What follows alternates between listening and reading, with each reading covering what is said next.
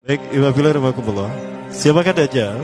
Dajjal ini lahir di Samirah dan dia diberi nama Samiri karena lahir di Samirah. Nah, kenapa disebut Samiri? Karena lahir di Samirah. Dia lahir 100 tahun sebelum Nabi Musa diutus. Dan Allah Subhanahu wa taala memberikan kelebihan kepadanya. Pertama, dia diberikan umur panjang. Ya, yang zur umroh ila yamsah ila akhir zaman. Ya, dia ditangguhkan ajalnya sampai akhir zaman. Yang kedua, dia memiliki kecerdasan di atas akal jenius rata-rata umat manusia. Jadi sejenius apapun umat manusia yang normal, dia 60 tahun di atasnya. Sehingga penemuan-penemuannya, kecanggihan berpikirnya, kedewasaannya jauh di atas manusia. Rata-rata manusia normal. Yang ketiga, dia memiliki kemampuan sihir yang luar biasa. Apapun sihir yang selama ini kita saksikan, tidak ada yang mampu mengalahkan sihir dia. Sehingga saking luar biasa sihir yang dia miliki, seolah-olah orang mengenalnya selevel dengan Tuhan. Karena apapun yang semestinya menjadi perbuatan Tuhan, Dajjal bisa melakukannya. Nah, ini saking hebatnya sihir Dajjal. Nah, nasab kelahirannya adalah nasab yang aneh, para Allah. Dia lahir dari termasuk Bani Israel. Bani Israel ini keturunan Nabi Yakub. Yakub itu gelarnya Israel. Keturunannya disebut Bani Israel. Dari Yehuda. Yehuda ini adalah anak laki-laki dari istri pertama Nabi Yakub alaihissalam. Nabi Yakub istrinya 4. Yang pertama bernama Ya'la. Dari Ya'la ini melahirkan 6 orang. Salah satunya bernama Yehuda dan Lewi. Lewi melahirkan Nabi Musa alaihissalam. Yehuda melahirkan bangsa yang kita kenal Yahudi. Salah satunya Yehuda ini melahirkan generasi yang pada akhirnya melahirkan Samiri. Ya, kalau Rahil istri yang kedua, dan ini istri yang paling dicintai oleh Nabi Yakub, melahirkan 2 anak, Bunyamin dan Nabi Yusuf. Nabi Yusuf dan Bunyamin. Yang lainnya juga sama melahirkan 2 anak. Kahit dari Ya'la melahirkan 2 anak, Dam dan Naftali. Ya. Anak tertua dari Nabi Yakub dari istri pertama bernama Raubin. Nah, dari Yehuda inilah lahir Samiri. Nah, ayah dan ibunya, kakek dan nenek Samiri ini adalah para penyembah berhala. Karena Samirah saat itu terkenal penyembah berhala. Ayahnya ini lahir dari proses perzinahan adik dan kakak, incest. Adik dan kakak berzina, lahir ayahnya. Adik dan kakak berzina, lahir ibunya. Jadi ayah dan ibunya ini lahir dari proses yang haram. Dan ketika ibunya menstruasi, disetubuhi sama ayahnya. Jadi itu, peluangnya dari 2000 persetubuhan dalam keadaan menstruasi, 1 bisa jadi. Karena menurut penelitian medis juga, bahwa darah kotor tidak menghalangi terjadinya fertilisasi, tidak menghalangi terjadinya reproduksi manusia. Jadi tetap pembuahan ovum oleh sperma bisa terjadi walaupun ada dalam medium darah kotor, menstruasi. Nah, ketika itulah hamil dan lahirlah Samiri. Rasulullah SAW menyebutkan dalam Musnad Imam Ahmad, ayah dan ibu Dajjal ini melewati perkawinannya selama 30 tahun tanpa melahirkan seorang anak pun. Dan di tahun ke-30 pernikahannya melahirkan Dajjal, melahirkan Samiri.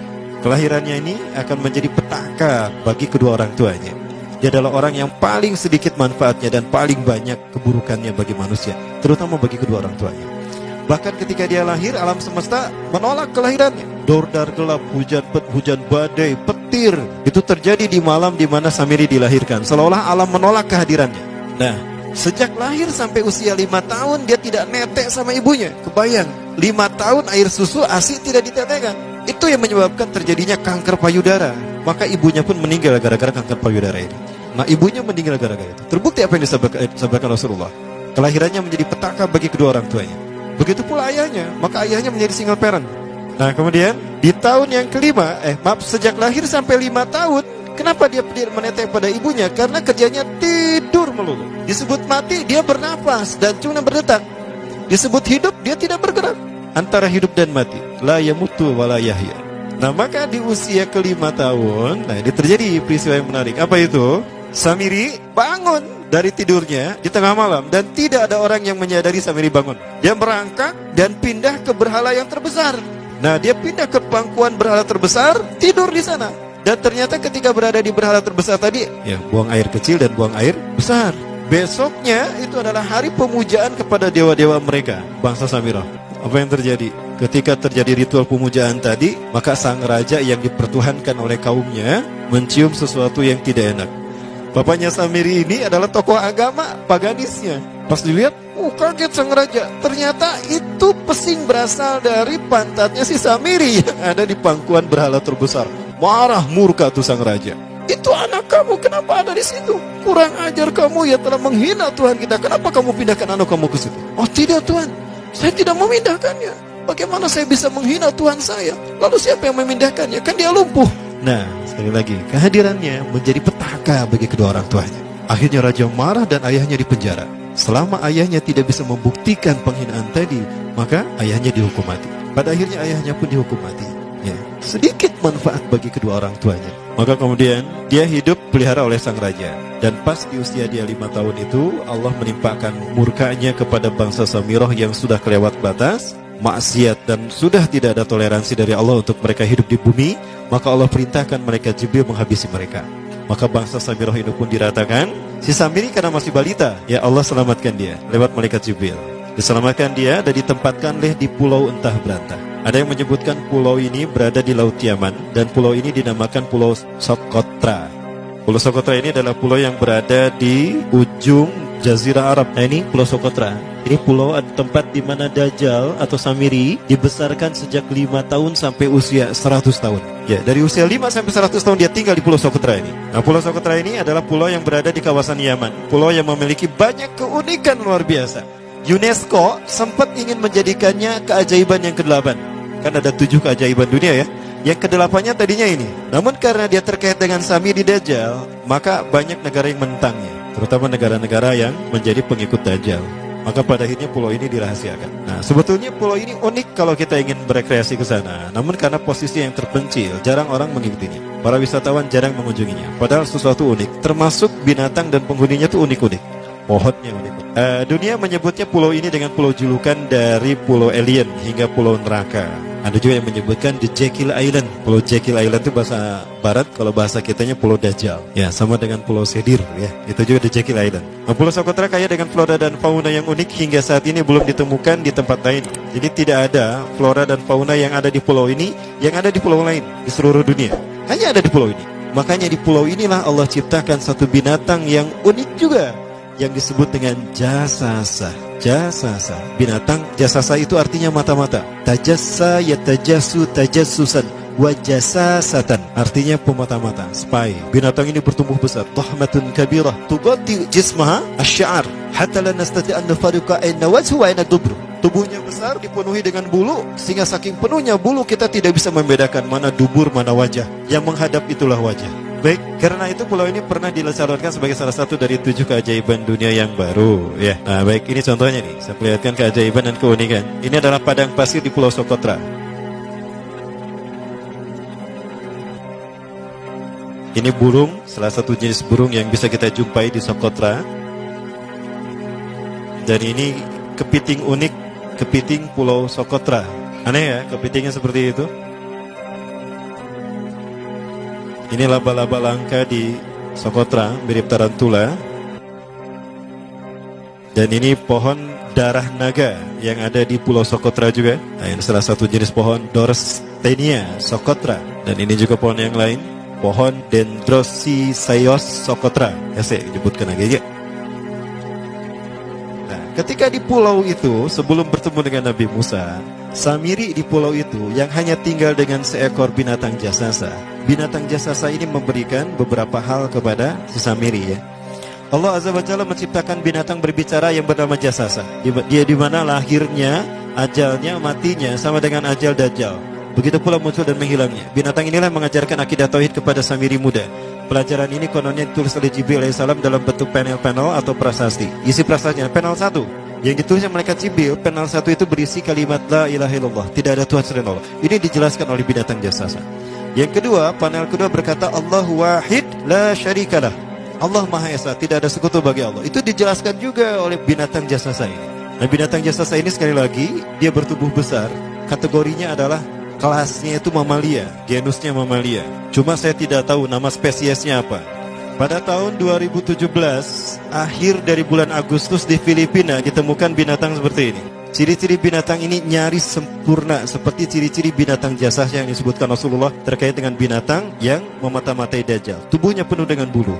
Ini disebutkan dalam surat An-Naml ayat ke-82. Ya, binatang ini seperti ini dan dia tidak pernah jauh dari laut karena dia selalu ingin membasahi tubuhnya dan dia pun makan dari makanan ikan laut. Maka dia tidak pernah jauh dari pantai. Seperti ini. Nah, binatang inilah yang mengajarkan prasasti mengajarkan akidah tauhid kepada Samiri muda.